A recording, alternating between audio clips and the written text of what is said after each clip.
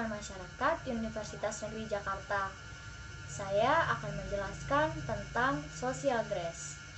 Social grace adalah keterampilan yang digunakan untuk berinteraksi dengan sopan dalam situasi sosial. Itu termasuk tata krama, etika, dan perilaku. Nah, social grace yang ingin saya ambil di sini adalah public speaking. Nah, public speaking sendiri itu adalah komunikasi lisan berupa pidato, ceramah, presentasi, dan jenis berbicara di depan umum. Public speaking juga diartikan sebagai pembicaraan publik yang maksudnya berbicara di depan orang banyak juga. Namun sebenarnya public speaking itu bukan hanya berbicara di depan orang banyak, seperti di depan umum atau banyak orang. Kita bisa mengambil dari lingkup yang paling kecil, yaitu keluarga dan teman. Hal yang harus dilakukan saat public speaking adalah mengutamakan kejujuran, menjadi diri sendiri, dan ada memandang perasaan orang lain. Karena kita harus menjaga lisan kita supaya perkataan kita tidak menyakiti perasaan si pendengar. Hal yang tidak boleh dilakukan saat public speaking adalah berbicara terlalu cepat atau terlalu pelan, berbicara dengan terbata-bata atau mengulang kata, lalu ada berbicara dengan suara yang monoton dan suara yang serak.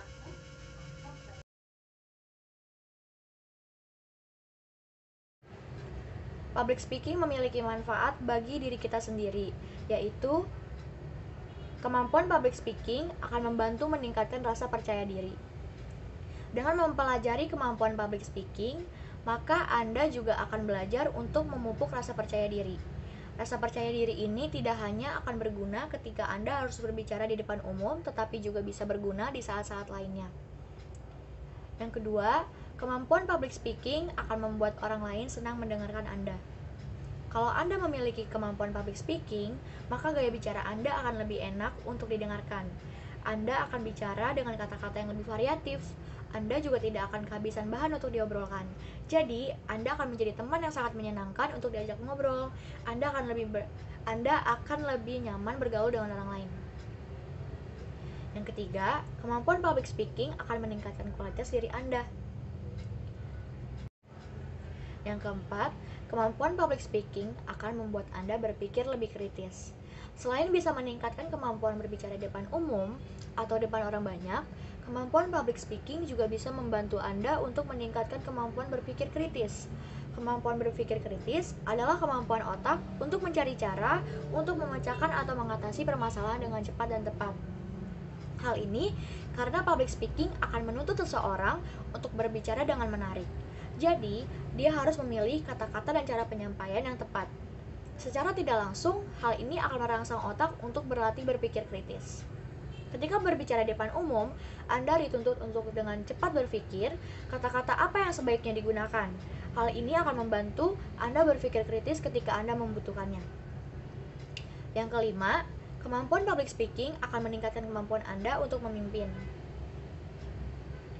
Saat berbicara depan umum, Anda sering dituntut untuk membuat orang-orang yang mendengarkan Anda untuk percaya atau terpengaruh dengan apa yang Anda sampaikan. Orang yang sering diminta untuk berbicara depan umum pada umumnya adalah orang yang dianggap memiliki kemampuan lebih dibandingkan orang lain. Orang yang memiliki kelebihan dan mampu mempengaruhi orang lain adalah orang yang cocok untuk menjadi pemimpin. Seorang pemimpin akan bertugas untuk menyelesaikan tugas, memberikan instruksi, serta membuat anak buahnya percaya kepadanya. Semua itu sangat membutuhkan kemampuan public speaking. Jadi, dengan mempelajari kemampuan public speaking, secara tidak langsung Anda juga akan mempelajari cara untuk menjadi seorang pemimpin.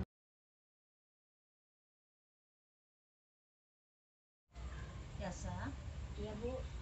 menurut kamu kuliahnya mudah online atau offline? Menurut aku, kuliah online ini ada sisi positif dan negatifnya, Bu.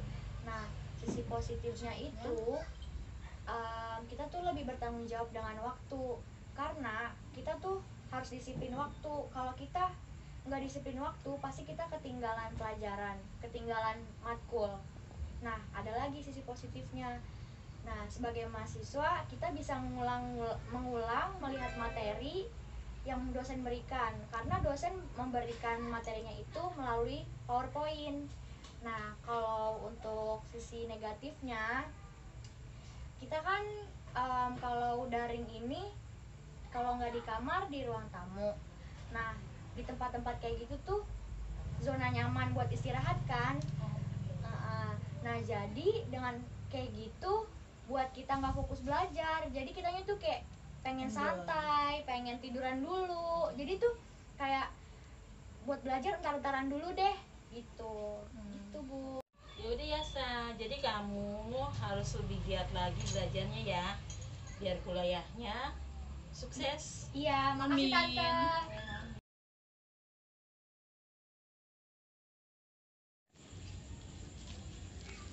Lagi pada main game apa sih? Mobile Legend. Kalian sering main game online ya? Iya. Kalian tahu nggak sih dampak buruk dari keseringan main game online? Nggak tahu. Jadi dampak buruknya itu bisa merusak kesehatan kalian, mulai dari mata kalian bakal cepat lelah, kalian bakal malas belajar, terus kalian bakalan turun. Terus yang lebih parah itu ada kecanduan, jadi jangan sering-sering ya. Wah, parah juga ya. Yaudah, makasih ya infonya. Iya, dadah. Bye.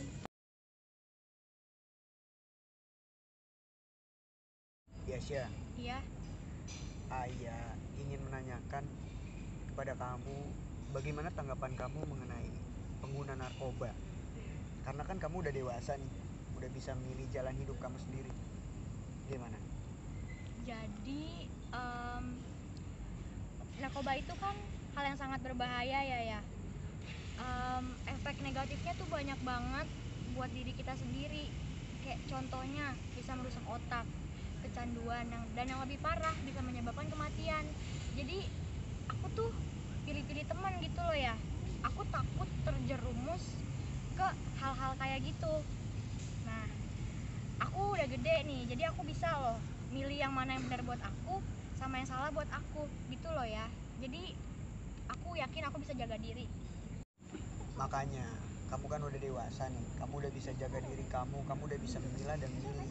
Maka dari itu, Yasya, kamu, ayah, berikan kepercayaan, main sebebas kamu, yang penting kamu bisa ngatur diri kamu, bagaimana kamu bersosialisasi di teman-teman kamu ya.